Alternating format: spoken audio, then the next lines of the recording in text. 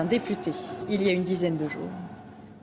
Venons-en maintenant à ce scandale qui a provoqué une émotion immense au Maroc. Pour des raisons diplomatiques, Mohamed VI vient de gracier un ressortissant espagnol condamné à 30 ans de réclusion pour plusieurs actes de pédophilie.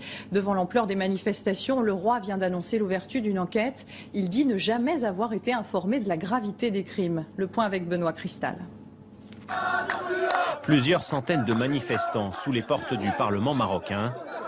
L'événement est rare, l'intervention de la police rapide et parfois violente. Ils sont venus demander des explications. Comment un pédophile condamné à 30 ans de prison au Maroc a-t-il pu être gracié par le roi mercredi dernier et rentrer aussitôt dans son pays, en Espagne?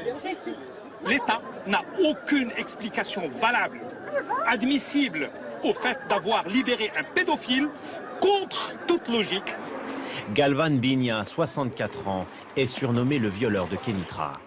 Condamné en 2011 pour des viols sur plusieurs mineurs âgés de 4 à 15 ans. La grâce royale dont il a bénéficié concerne 48 ressortissants espagnols. La liste a été transmise par Madrid au Palais Royal.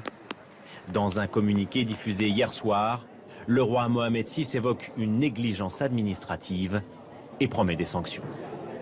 Sa Majesté le roi Mohamed VI n'a jamais été informé de quelque manière que ce soit et à aucun moment de la gravité des crimes abjects pour lesquels l'intéressé a été condamné. Le gouvernement espagnol doit lui aussi rendre des comptes. Selon la presse, Galvan Binia pourrait être un ancien agent irakien protégé par les services secrets espagnols. Le gouvernement doit s'expliquer mardi prochain devant le Parlement. Les Marocains, eux, ont prévu de manifester mardi et mercredi dans tout le pays.